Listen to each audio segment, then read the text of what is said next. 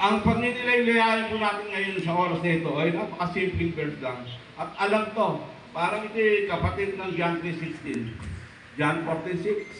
Diba? Alam natin ang John 14:6. Sino nakakala ng John 14:6? Diba? I am the way, the truth, and the life. No one comes to the Father but except by me. Ganyan naman salita na yun eh. Parang ito napakapalasak na verse. Parang ano na nga rin, parang pamilyar na pamilyar. Pero kung kailangan kunin po natin yung kalaliman. Ano po ba yung John 14:6? Unang-una po itakal po natin dito. Sabi niya, ako ang daan.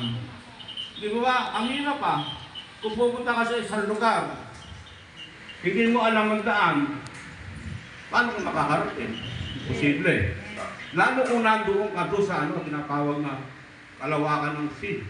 Yung sa dagat. Sa dagat, wala naman tayo makikita, wala naman tayo nakapanood doon, puno-puno daw. Ganun din to sa space, sa langit, sa dinadaanan ng aeroplano. Kung hindi po natin alam ang daan, sigurado, hindi tayo, tama na yung pastora, maligo tayo, hindi natin mapupuntahan. Pero napakasarap po, atin kung hihimayin po natin, ang pinag-uusapan po ritong daan, papunta sa Ama, papunta sa langit. Diba? Kasi dapat nabibigyan po natin ng kahalagahan kung bakit nagkaroon ng daan at saan pa talaga tayo dadali ng itong daan na to. Sa Proverbs may binabanggit po dyan, alam ko, mayroon sabi sa Proverbs, may daang matuwid sa paningin ng tao, ngunit kamatayan ang dulo nito. Di ba ba? Napakahirap po, tayo lahat dito sa lupa, manlalakbay. Baka yung ating buhay, ginugulo natin lahat. Lahat ng paraan ginawa natin para masumpungan natin at matagpuan yung ating hinahanap na tunay na buhay. Tapos naligaw pa tayo. Di ba? Wala na tayong pagkakataong bumalik at umpisang muli. Nakukuha niyo po tayo. Napakarami po kasing nagbibigay ng daan. Kung paano napakarami po nagbibigay ng daan.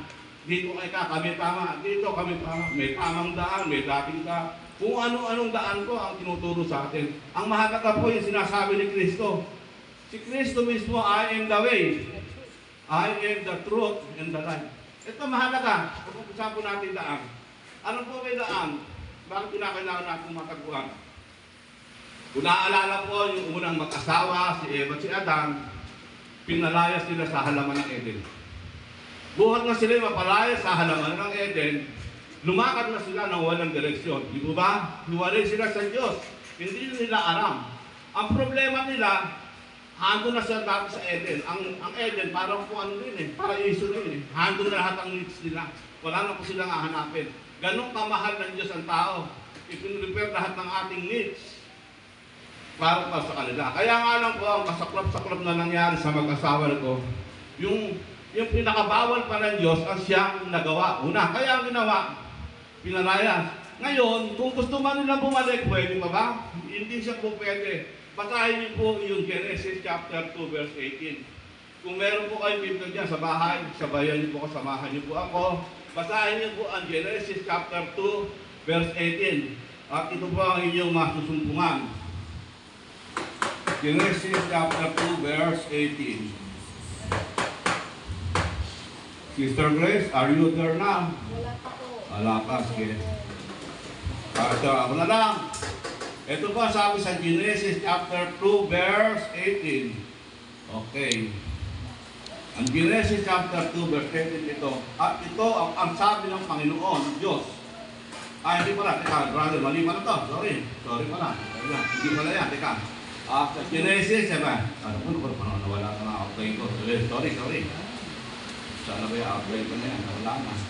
Genesis. At teka, yung ba naglagay po ako ng kerubin, binabantayan niya yung daan para hindi na natin makabalik. Kasi ang katwiran po ng Diyos dito, baka sila makabalik pa, makasumpong pa sila ng pagkain ng yung nagbibigay buhay. Hindi po ba, no? Ang nasumpong kasi ng ulan ang nakain nila yung nagbibigay ng kamatayan. Sabi ng Diyos sa kanila, huwag niyong kakainin ng bunga na yan sapagkat sa araw na kainin yan, walang pagsara kayo ay mamamatay. Ba't ang nasumpungan pa nila, yung pagkain may kamatayan. Teka, hanapin po natin para makita natin doon river.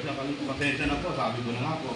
Hindi nga po naging problema sa aking preparasyon.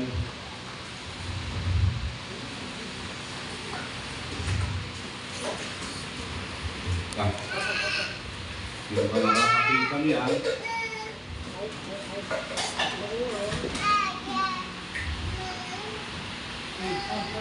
Tensya na po.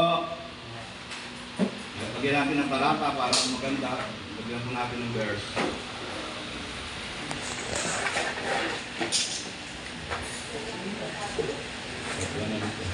Ito. Ito na po. At 3:24 pala ng Genesis rather. Sige po. Genesis chapter 3 verse 24. Ang sabi dito. Tagalog. Mr. Grace, nakita mo na? O wala ka mic eh, no? Sige. Genesis chapter 3 verse 24. 24. Genesis chapter 3. Genesis chapter 3, 24. Anong pati sinaboy ang lalaki at inilagay sa silangan ng halamanan sa Eden, ang mga kirubin, at ang isang nagnininga sa tabak na umiikot, upang ingatan ang daang patungo sa kahoy ng buhay. Yun. Iwan ba? Tama, no? Para po hindi na nila makain yung buhay. Eh, kasi nakain na nila kamatayan eh. Ano kaya implikasyon kaya ito? Hindi ba kaya pwede pagsamay natin yung bumubuhay? Saka yung bumapatay. Ano kaya mangyayari sa tao? Halimbawa, diba? Uminom ka ng pampatulog, iinom ka ng pampagito, yung masasamahin, ano ang mangyayari? Di ba napakahirap? Napakahirap yun. Magkakaroon po tayo ng napakalaking problema doon. Parang yung isa, nakakain ka ng lasa, pampatay, pagkakain pang pambuhay. Eh baka maging ano kanyan. Mahirap. Diba? Kaya po, sa pagmamahal pa rin ng Diyos yan eh. Pag binasa po natin yung konteksto nila, sa araw, talakayin natin kung bakit kinakailangan hindi na makain yung bunga ng punong kahoy na nagbibigay buhay dahil magkakaroon po ng malaking problema doon sa ating katawan niya. O ganun po, ang nangyari, hindi na po sila makakabalik dahil naglagay na kinubin, bilabantayan, para hindi sila makakabalik. Sabi nga po sa kasabihan, ang Eden daw, may pintuan lang kalabas. Yung Eden daw, only the exit gate lang, wala silang pabalik, di ba? Kaya hindi na po sila makakabalik doon talaga. Kaya napakahalaga nung daan ngayon para tayo makapasok ulit sa paraiso o doon sa langit o doon sa heaven. Anong ginawa ng Diyos? Nagbigay ng isang daan.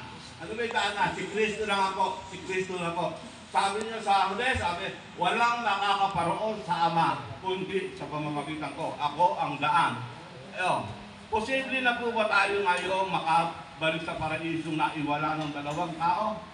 Di ba? Posible na dahil meron na po tayong daan. No? Ano po yung daan? Si Kristo na nga po. Lagi pong binabanggit yan. Maraming talata po makikita niyo po. Pagbasahin niyo po yung Book of John. Dire-diretso.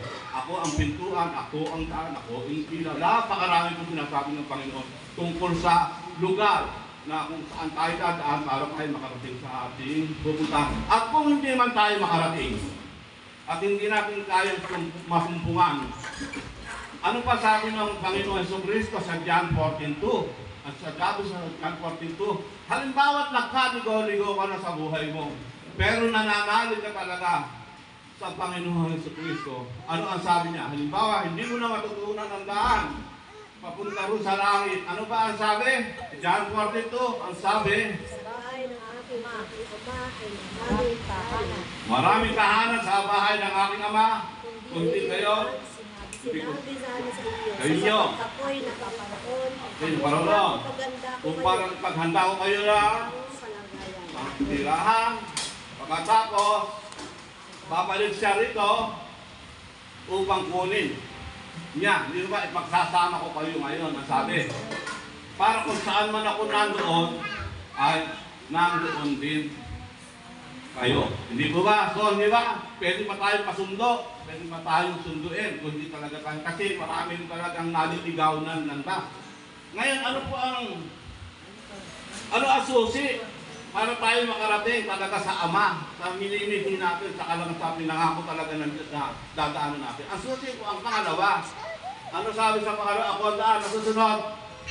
Ako ang katotohanan. Kinakailangan po tayong lahat ay maging totoo. Paano po ba natin malalaman ng totoo? Wala naman. Ang isang nagiging problema naman po, pag tayo po ay hahanap ng katotohanan, kahit po ang demonyo, kahit po ang si Satan, nag-o-offer po iyan katotohanan. Wala pa po kayo makikilalang kalaban ng Diyos na hindi sinabing sila hindi totoo. Katulad po yan ang pangyayari noong dayain ng ahas. Nang dayain ng ahas si Eva, hindi po ba? Ano ba sabi ng ahas kay Eva? Kaya nadaya. O sinabi lang yung gulay, yung prutang ito, mapait. Hindi masama natin ito. Huwag niyo kainin ito, masama natin ito. Ha? Mamamatay kayo. Ano ba sabi? Hindi ba ang sabi ng ahas? Masarap to. Pagka kayo kinain ito, mabubuhay kayo. Hindi totoo yung Diyos niya. Hindi sinasabing mamamatay kayo. Kaya lang kayo, pakain sa inyo ng Diyos to. Dahil pag kinain niyo ito, ay magiging tulad kayo ng Diyos na alam ang katotohanan, alam ang mabuti at masama. Hindi po ba? Yun lang po ang sinasabi ko natin. Kaya ngayon po dito sa ating sa lupa ko naglibana. Ang lahat po ay nagsasabi ng katotohanan. Amen po ba? Amen. Lala po nagsasabi nito ng kasinungalingan. At ang mga dalangin niyan ay mga Biblia. At mga formal pa. Mga prominenteng tao, mga profesional, magagaling magsalita, maraming miyembro, di ba? Kahanga-hanga, yan po. Kaya po tayo ay nadadaya. Pero isa lamang po ang katotohanan ang sinasabi po ng Biblia. Kung papansinin po natin sa Biblia po, makikita, sinasabi nga po ni Kristo, siya ang katotohanan, isa lang katotohanan. At yung katotohanan yung mababasa niyo po niya sa John 8:32. Sabi, hanapin niyo ang katotohanan at ang katotohanan ang magpapalaya sa inyo. Di ba? At saka ang isa pong katotohanan pa, pagka kayo po, talaga po tayo ay totoo, tayo po ay lumalapit sa ilaw. Ba? Yung pong mga totoo ba, lalapit sa ilaw, yung bang masasama, lalapit sa ilaw. Di ba? Sabi ko sa diyan yan eh. Sabi ko sa diyan, ayaw nyo sinabi pala sa akin, kapag ang kanilang ginagawa ay pawang ang sama. Diba? Ang totoo po, totoong tao ko, lalapit po sa ilaw. Kasi po kahit po tayo marumi, gusto natin palinis. Dito ba?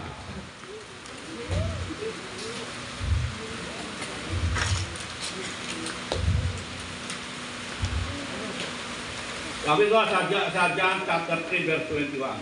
Katagbat ang gumagawa ng katotohanan ay lumalapit sa ilaw upang mahayag ang kanyang mga gawa. Yung ginagawa niya ito para sa Diyos. Di ba? Kung lumalapit, kung tayo totoo, pagka tayo nakakasala, lalapit tayo. Sabi ko, draw near to God. Kahit tayo kayo nakakasala, wala naman po siguro hindi magkakasala. Lahat po naman tayo nakakasala. Ayon po sa Romans chapter 3 verse 23, Romans chapter 3 verse 10, ang lahat ng tayo nakasala, walang matuwid, walang kakasala. At sa ngayon po, sa buhay natin, patuloy pa rin po tayo nakakasala. Kapag kakalipas na po natin yan, nananalaytay na po sa ating dugo, yung tinatawag na tayo lahat ay prone to sin. Lahat po tayo ay napiktado ng kasalanan. You know? O talaga po nagkakakin natin, isang tandaan sa katotohanan at ang buhay na walang hanggan. Ito po ang pinakamabigat sa lahat. Ito po ang napakalaking daya. Yung buhay na walang hanggan. Sabi niya, ako ang daan, ang katotohanan ang buhay na walang hanggan. Marami po nagtuturo. Marami pong katuruan. Para sinasabi nila, yung katulad kung nakarinig lang po kayo ng doktrina ng one saved, always saved. Kawin po ba kayo dyan? One saved, always saved? Ngayon, paliliwanag po natin, hindi po tayo mag-argue rito. Hindi po tayo magtatalo-talo sa punto na sapagkat hanggang ngayon po yung pinagtatalunan pa ng lahat. Yung bang pagkaligtas na, minsan, ay ligtas na forever. Ang laking bagay po ito. Ito po ay isang doctrinal, pero ipakikita ko lang po sa inyo ang isang side. Ang isang side na sinasabi natin, once saved, always saved. O tinatawag na eternal security. Ano po ba ang talata na mababasa natin sa kasiguruhan ng kaligtasan? Unang-una, kahit po yung John 3:16 pa lang. Pag binasa niyo po ang John 3:16, alam natin yan. Kakakanta lang ni Pastora, kayo na lang sapagkat kayo nalamang ang pagsinta ng Diyos sa sanlibutan na ibinigay niya ang kanyang buktong na anak upang ang sino man sa kanya ay sumampalataya ay huwag mapahamak kundi magkaroon ng buhay na walang hanggan. Sa talata na ito, mapapansin niyo na po, meron po ibinigay ang Panginoon na method o pamamaraan kung paano makakamit ang buhay na walang hanggan. Tama? O hindi po ba? Ang pananampalataya lang naman, ang kailangan, hindi naman sinabi, pare, kayo maligtas, gawin mo, ikaw ay kayo magpakabait, ikaw ay maging matulungin, maging, wala, hinihingi lang niya, pananampalataya. Kahit ba, supportahan po natin ang verse sa Ephesians chapter 2, verse 8 to 9, sa pamamagitan ng biyaya, kayo nangaligtas, sa pamamagitan ng pananampalataya. Ito'y hindi dahil sa inyong mga gawa, upang ang sino man sa inyo ay hindi makapagmalaki sa Diyos. Dito ba? So, ang ibig sabihin, ang susi po ng pananampalataya, ang susi po ng buhay na walang hanggan ay pananampalataya. Ngayon, pag tinanong naman natin lahat, meron ba rin itong walang pananampalataya? Lahat naman tayo sumasampalataya. Eh, paano mo sinasabi ngayon na hindi ka ligtas forever? Eh, meron ka ng pananampalataya para. Kung hindi talaga tunay na meron kang pananampalataya na totoo ka, eh, din meron ka ng buhay na walang hanggan. Di ba? Ganun ang understanding ko, ewan ko lang kayo. Dahil nananampalataya ako, nakamit ko na yung buhay na walang hanggan. Wala naman ako makikita isang verse man lang sa Biblia na nagbibigay bawi ang Diyos. Ang Diyos ba mayroong binigay na binawi? Teka, mali pa lang. Kung tayo bigay ko sa iyong kaligtasan, teka, mali. Ikaw pala yun. Masama ka pala. Hindi po pwede. Basta maibigay na ng Diyos, hindi na niya mabawi. Ngayon, ano ngayon ang naging problema? Bakit naging debatable? Sabi ko, bakit hindi sila maniwalang once saved, always saved? Bakit? Ito ang common na sagot. At alam nyo to. Alam natin lahat ang sagot. Ang totoo niyan, kasi napakarami po nagsasabi siya Kristiyano, pero ang ginagawa ay kademonyohan. Literal yun, alam natin yan, Pastor. Even sa ating mga kasama, sa ating kapatiran, huwag na tayo lumayo. Huwag na ba tayo pumunta ng ibang sekta. Huwag na iglesia ni Cristo, sa Jehovah o sa Batista pa. Ang tingnan na lang natin, yung ating kapatiran nito na sinasabing born again Christian, napakarami. Napakarami po, hindi lang dito sa church na to. Sa lahat po ng church, sa lahat na po. Bakit naman totoo, sinasabi ko sa lahat ng church na nakita ko? Eh, nasa Biblia rin. May mga ipinasok ng lihim si Satanas. Alam niyo po ngayon? Ang nagdadala rin yan sa mga churches ay si Satanas upang magtyagaan ang mga ginagawa ng tunay na mananampalataya. At upang sirain ang pananampalataya.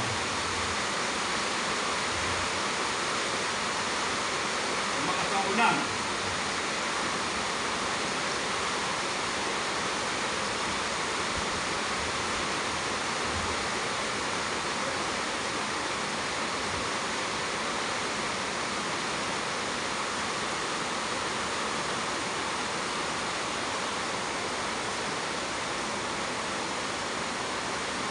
Okay lang po ba? Nandun din naman. Ayan, ha? Ano ang pangako ng Panginoon sa ating mga Kristiyano?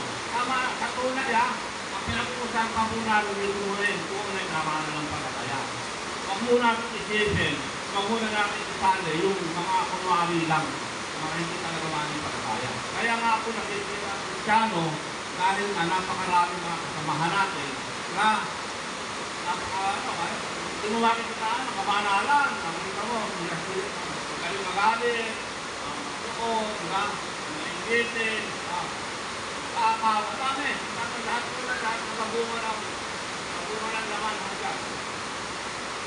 Ang sabi po ng Biblia ng Panginoon Kristo sa John 10, chapter 10, verse 28. Mr. Ray, John 10, chapter 10, verse 28.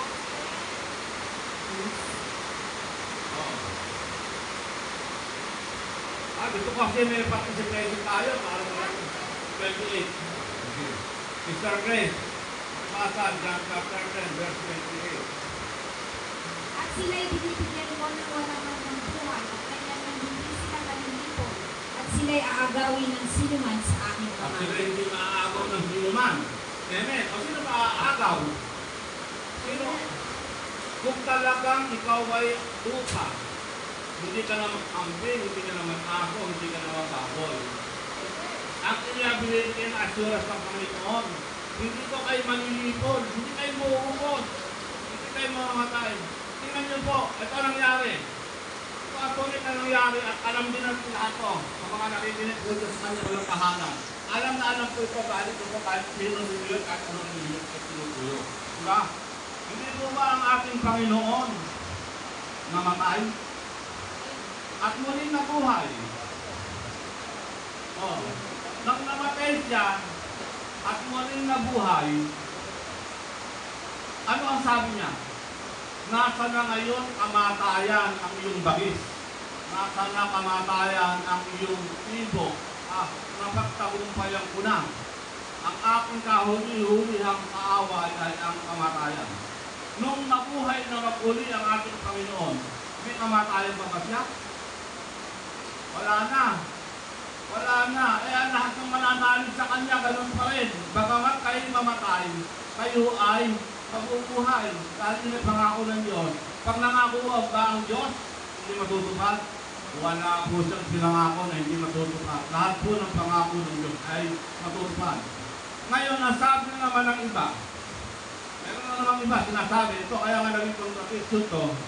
Sila, sabi, paano ika kung ikaw na mismo?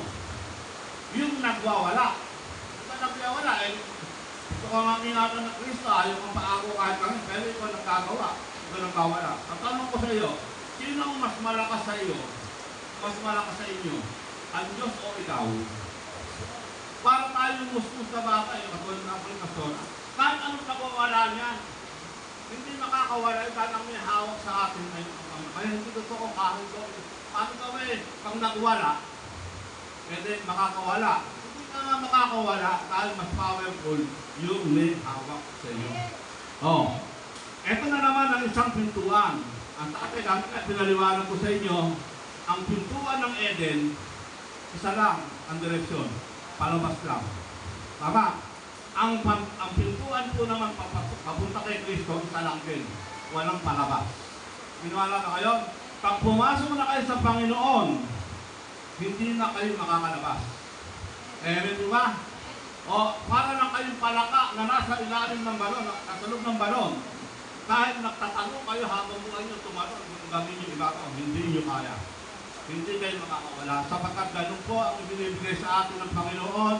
Dahil sa pagmamahal sa atin ng Panginoon, binigyan po tayo ng katiyakan. Hindi po ba? Ngayon, hindi po mo napakaliwanag naman po sa talata sa Romans chapter 6 verse 23. Ang sabi po sa Romans chapter 6 verse 23 ay ito. Kasi ito na po, nauutan na. Ang sabi, ang kabayaran ng kasalanan ay kamatayan. Subalit, ang gift, ang regalo ng Diyos sa atin ay ang buhay na walang hanggan. Di ba ano? So therefore, sino na po ang gumawa ng kamatayan? Dapat kasi bawat isa po sa atin, para mabayaran natin ang ating kasalanan, dapat isa-isa tayo mamatay. Tama? Eh, ang ginawa na po ng Panginoon, nag-intercession na po siya. Siya na po ang bumalik sa atin. In behalf of us, siya na po ang bumanap. Pumayag na po yung Ama na ihandog yung kanyang anak. Yung nangalang pag-ibig ng Diyos sa sanagitang kayo, ibinigay niya ang kanyang bukong anak upang patayin para sa atin lahat. Pinatay na siya. Siya na walang kasalanan, itinuring na makasalanan para sa katubusan ng lahat ng ating kasalanan. Kaya wag po tayong padaya.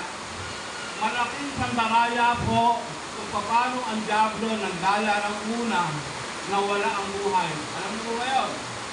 Kaya po tayo nawala sa buhay, nadaya po tayo ng ahas o ng Diablo. Ngayon, pangalawang pagkakataon, ang gusto naman sa atin ng Diablo, dayain na naman tayo. Huwag tayong maniwala na tayo may buhay na walang hanggan. Ang sasabihin lang naman siya, paano kaya na nakakatiyak? Kayo may buhay na walang hanggan, kayo nagkakasala ka pa, ay makasalanan ka. O ang tanong, sino ba pinuntahan ng Jesus Christ sa lupa? Yung bang banal, yung matuwid, o yung makasalanan? Makasalanan. Napakaliwanag. Kaya nga siya na ito para sa ating kasalanan. Hindi naman sabi niya sa Biblia, hindi na kamukhain, hindi ako napalito para sa mga banal. Sapagkat hindi nangangailangan ng doktor ang walang sakit. Tama? O, tayo ang pinuntahan o. Eh ngayon, ito paano? Ngayon yan. Eh sabi, ang kasalanan at ang kabanalan, laki magkaawa yan. Paano ngayon mangyayari? Pwede ba maghalo? Hindi talaga makahalo. Nasa Biblia po, sa 1 Corinthians chapter 6, verse 9, nasabi po rito, ngunit nililis na kayo, inanal na kayo. Ang nagpapanal sa atin, ang Diyos. Di ba? Sabi sa John 17, chapter 17, pag-albanalin mo sila sa katotohanan, ang salita mo ay katotohanan. So nababanal po tayo, pag tayo ay nagbabasa ng Biblia. Amen. Ngayon, ano ba po isang kagandahan doon at kagandahan ibigay sa ating Panginoon? Ito, huwag naman po natin maging pases.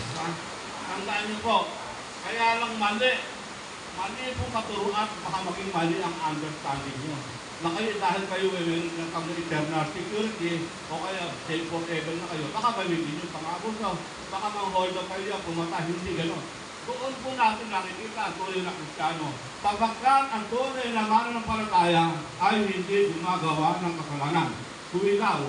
Pero ang mga mananampalataya nakagagawa ng kasalanan. Tandaan niyo po yung dalawang word ko yun. Dalawa, iba yung gumagawa, iba yung nakakagawa. Nangyala ba kayo? O, alam niyo ba bakit ito? Pag tinungahayan niyo po ang Biblia sa Matthew 4:4, may daya na riyan. Chapter 4, verse 6 pa na sabi ng Diablo, nasusulat, gumamit ng Biblia ang Diablo, magpapihulog ka, tumalong ka sa bangon na yan, kapag nasusulat, aalalayan ka ng anghel. Magpapatihulog, aalalayan ng anghel. Alam niyo ba yung verse na yun? Kinot yun sa Deuteronomy. Ang nakalagay ko sa Biblia, sa Deuteronomy, kung mahulog ka, iingatan ka. Iba yan eh. Kasi makasin yung buwang, iba yung magpapihulog, iba naman yung nahulog. Nakakita naman kayo ng bata nahulog sa duyan. Kita nyo, hindi naman nasaktan. Bumaksak ang aeroplano nga, buhay. Nalalayo talaga ng anghel yun. Pero kung ikaw mismo natin sa 14th floor at ano ka unang-ulog, tapos ang sabihin mo, aalalayan ka nito. Yun ang ginagawa ng Diablo. Alam niyo ba, may isang kupunan, isang relihiyon, sa Guyana, India. Ito ay naging pelikula ito eh. Mga pang-research na. Pinamumunuan po ito ni Jim Jones. Yung lahat po ng kanyang member, isinama niya sa kabundukan. Dahil mag-end of the world ka naman. Massive suicide po ito. Listen carefully po mga organ. Listen carefully. Baka kayo madaya nito. Ang ginawa po nila, para matestikan ng faith, uminom sila lahat ng sabay-sabay ng cyanide. Patay lahat. Diba? Yun ang nangyari po ito na sa pelikula. Kaya po tayo, wag po tayong patataya. Kung ngayon po, itong mga ating natutunan, kung ano po yung natutunan natin, salamat po sa Diyos, at ayun na po magmuli-muli, wag po natin hayaang makulit na naman ng Diablo na pilitin niya kalisin sa atin yung buhay na walang hanggan na ating nakamtan. Nakamtan na po natin niya, maniwala kayo. Huwag kayong magduda sa inyong sarili. Alam ko naman tayo lahat natin dito. Hindi natin iniibig na makisalo doon sa mga sanlibutan sa gawa ng Panginoon. Nandito tayo. Pero tayo lahat po ay makasalanan pa rin. Naniniwala po ako doon na lang tayo makasalanan. Meron lang po tayong gamot. Pero wag po natin gagamitin package. Tandaan nyo, sabi ka kanina, hindi kayo gagawa ng kasalanan, pero kayo pwede kayo magkakala. Iba yun, gumagawa, sinasadya. At so, kahit po sa crime iba yun eh. Kaya nga po iba yung kaso ng murder, iba na may homicide. Diba? Ano ba yung murder?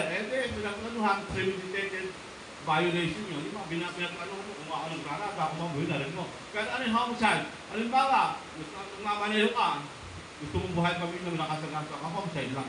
O kaya dumipensa ka, sinulak mo na kung yung ulo, yung gumamit. Yun ang homicide. Ganun din po sa Diyos. Alam po ng Diyos yung aking ginagawa. Kaya magandang tanghali po.